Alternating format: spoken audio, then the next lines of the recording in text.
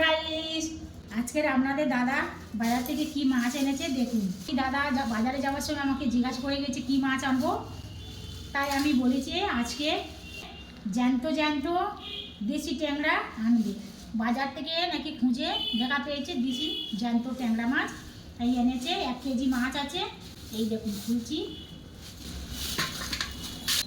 এই 1 কেজি মাছ বড় বড় একদম দেশি ট্যাংরা, ঘরে কাটতে পারবো না বলে হাতে কাটা কেটে যাবে, সেজন্য তো দাদা মাছ দোকানদারের কাছ থেকে কেটে এনেছে। এই দেখুন এই কত বড় বড় ট্যাংরা মাছ, একদম দেশি জ্যান্ত ট্যাংরা মাছ। এই ট্যাংরা মাছে তো স্বাদ খুব বেশি হয়।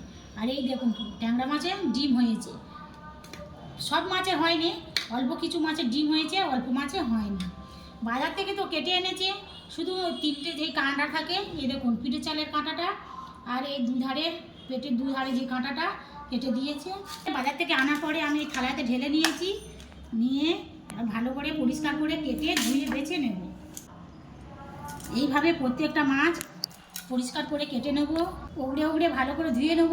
এই মাছেতে প্রচুর লালা বের হয় আর আঁশটে গন্ধ থাকে বেশি। গরম জলের সঙ্গে নুন দিয়ে সেই জলে মাছগুলো সব ফেলে দেবো, দিয়ে ভালো করে উগড়ে উগড়ে ধুয়ে নেবো। তাতে কি হয়, মাছের লালাগুলো সব বের হয়ে যাবে আর মাছের যে নিজস্ব একটা গন্ধ থাকে সেটাও বার হয়ে যাবে।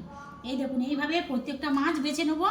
আর এখানে আছে আমার এই সজনে ডাঁটা, এই একেবারে কচি কচি সজনে ডাঁটা। এই দেখুন কত সুন্দর দেখতে সজনে ডাঁটা, পুরো বড়ি দিয়ে মাছের ঝোল হবে। এইভাবে প্রত্যেকটা মাছ বেছে নেব।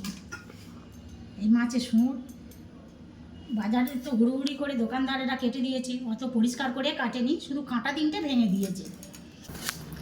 আপনারা কে কে ট্যাংরা মাছ কাটতে ভালোবাসেন কমেন্ট করে জানাবেন।